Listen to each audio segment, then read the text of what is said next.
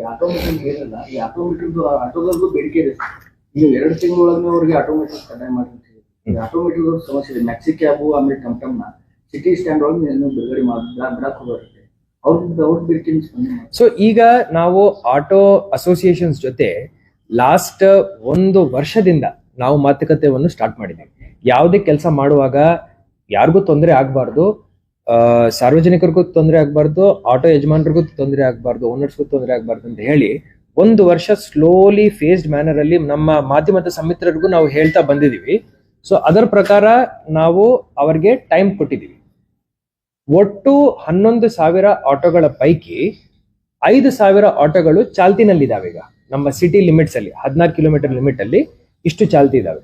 ಅವ್ರು ಫಸ್ಟ್ ಬೇಡಿಕೆ ಇಟ್ಟಿದ್ದಾರೆ, ನೀವು ಫರ್ದರ್ ಆಟೋ ರಿಜಿಸ್ಟ್ರೇಷನ್ಸ್ ಸ್ಟಾಪ್ ಮಾಡಿದಿರ ಅಂದ್ರೆ ನಮ್ಗೆ ಅನುಕೂಲ ಆಗುತ್ತೆ ಅಂತ ಹೇಳಿದ್ರು. ನಾವು ಒಪ್ಪಿಗೆ ಕೊಟ್ಟಿದ್ದೀವಿ, ಆದೇಶನು ಪಾಸ್ ಮಾಡಿದೀವಿ. ಗವರ್ಮೆಂಟ್ ಸ್ಕೀಮ್ಸ್ ಅಡಿಯಲ್ಲಿ ಬರೋ ಆಟೋಗಳನ್ನು ಬಿಟ್ರೆ ಬೇರೆ ಹೊಸ ಆಟೋಗಳಿಗೆ ನಾವು ರಿಜಿಸ್ಟ್ರೇಷನ್ ಸದ್ಯಕ್ಕೆ ಸ್ಟಾಪ್ ಮಾಡಿಬಿಟ್ಟಿದ್ದೀವಿ. ಸೊ ಜಾಸ್ತಿ ಆಟೋಗಳು ಇರಲ್ಲ, ಇರೋ ಆಟೋಗಳು ನಮಗೆ ಸಫಿಷಿಯಂಟ್ ಇದಾವೆ.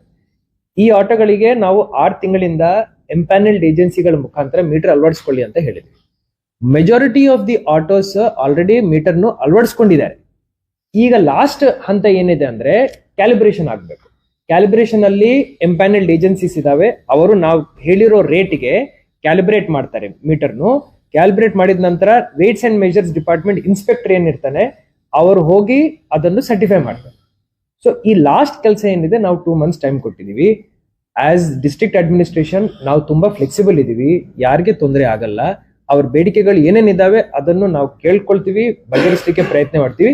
ನಮ್ಮ ಇಷ್ಟೇ ಡೈರೆಕ್ಷನ್ 2 ಮಂತ್ಸ್ ಒಳಗಡೆ ಕ್ಯಾಲಿಬ್ರೇಷನ್ ಮುಗಿಸಿ ಆಯ್ತು. ಒಂದು 15 ದಿವಸ 20 ದಿವಸ ಜಾಸ್ತಿ ತಗೊಂಡಿದೆ ಅಂದ್ರೆ ನಮ್ಗೆ ಪ್ರಾಬ್ಲಮ್ ಇಲ್ಲ. 2 ಮಂತ್ಸ್ ಅಂತ ನಾವು ಟಾರ್ಗೆಟ್ ಕೊಟ್ಟಿದ್ವಿ. ಯಾರ್ಯಾರ್ದು ಮೀಟರ್ ಕ್ಯಾಲಿಬ್ರೇಟ್ ಆಗುತ್ತೆ ಅದೇ ಸಮಯದಿಂದ ಆ ಆಟೋ ಫೇರ್ ಏನಿದೆ ಅವರು ಅದಕ್ಕೆ ಲಾಗೂ ಆಗುತ್ತೆ.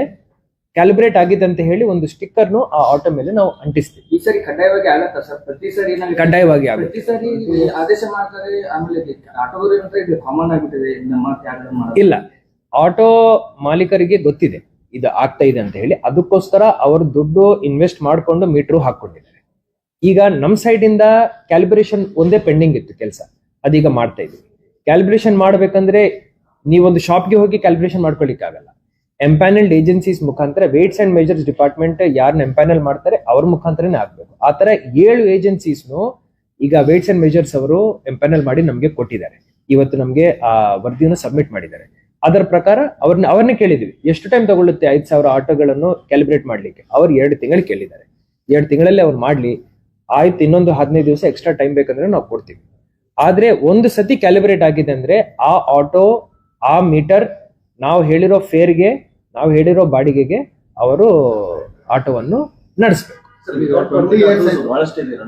RTOಗೆ ಹೇಳಿದೀವಿ ಅದನ್ನು. ವಿತೌಟ್ ಪರ್ಮಿಷನ್ ಇರೋ ಆಟೋಸ್ನು ಆಟೋ ಅಸೋಸಿಯೇಷನ್ ಅವರು ನಮ್ಗೆ ಹೇಳಬೇಕು, ನಮ್ಮವರು ನಿಗಾ ಇಡ್ತಾರೆ, ಯಾವ್ದನ್ನು ನಾವು ಚಾಲನೆಗೆ ಬಿಡಲ್ಲ. ಜೊತೆನಲ್ಲಿ ಟಾಮ್ ಆಟೋಗಳು ಏನಿರ್ತವೆ, ಮ್ಯಾಕ್ಸಿ ಕ್ಯಾಬ್ಸ್ ಏನಿರ್ತವೆ, ಅದ್ರದ್ದು ಏನ್ ಬೇಡಿಕೆ ಇದೆ ಅವ್ರು ಬಂದು ನಮ್ಗೆ ಹೇಳಬೇಕು. ಅದರ ಪ್ರಕಾರ ರೋಡ್ ಸೇಫ್ಟಿ ಕಮಿಟಿನಲ್ಲಿ ಹಾಗೂ ಜಿಲ್ಲಾಧಿಕಾರಿಯಾಗಿ ನಾನು ಅದಕ್ಕೆ ಸ್ಪಂದನೆ ಮಾಡ್ತೀನಿ.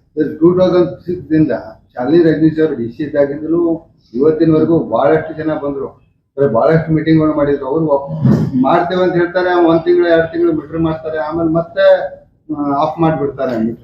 ಈ ಮೀಟರ್ ನಾವೊಂದ್ಸತಿ ಸಿಟಿನಲ್ಲಿ ಇಂಟ್ರೊಡ್ಯೂಸ್ ಮಾಡ್ಬೇಕಂದ್ರೆ ಇದರ ಹಿಂದೆ ಬಹಳ ಹೋಮ್ ವರ್ಕ್ ಮಾಡಬೇಕು. ಈ ಹೋಮ್ ವರ್ಕ್ ಮಾಡೋದ್ರಲ್ಲಿ ಹಾಗೂ ಪ್ರಿಪರೇಷನ್ ಮಾಡೋದ್ರಲ್ಲಿ ನಾವು 1 ವರ್ಷ ತಗೊಂಡಿದ್ದೀವಿ. ನಾನು ಬಂದ ತಕ್ಷಣನೇ ನಾನು ನನ್ನ CP ರವರು, ನನ್ನ SP ರವರು, RTO ರವರು ನಾವೆಲ್ಲರೂ ಕೂತ್ಕೊಂಡು ಮೀಟಿಂಗ್ ಮಾಡಿದ್ವಿ. ಈಗ ಯಾವ ಹಂತಕ್ಕೆ ನಾವು ಬಂದಿದೀವಿ ಅಂದ್ರೆ ಇದನ್ನು ಈಗ ನಾವು ಚಾಲನೆಗೆ ತಗೊಂಡ್ ಬರಬಹುದು, ಅದನ್ನ ತಗೊಂಡ್ ಬರ್ತೀವಿ. ನೆಕ್ಸ್ಟ್ 2 ಮಂತ್ಸ್ ಒಳಗಡೆ the citizens of Belagavi will find that all the autos will be metered and they will use the meters. Second thing ಏನಂದ್ರೆ ಆಟೋ ಮಾಲೀಕರಿಂದ ಏನೂ ತಕರಾರಿಲ್ಲ, ನಾವು ಮಾಡ್ತೀವಿ ಅಂತಾನೆ ಹೇಳ್ತಾ ಇದ್ದಾರೆ. ಅವ್ರಿಗೆ ಏನಂದ್ರೆ ಕ್ಯಾಲಿಬ್ರೇಷನ್ ಮಾಡ್ಲಿಕ್ಕೆ ನಮ್ಗೆ ಅನುಕೂಲ ಮಾಡಿ ಕೊಡಿ ಅಂತ ಬೇಡ್ಕೊಂಡಿದ್ದಾರೆ. ಆ ಬೇಡಿಕೆಗೆ ನಾವು ಸ್ಪಂದನೆ ಮಾಡಿದ್ವಿ.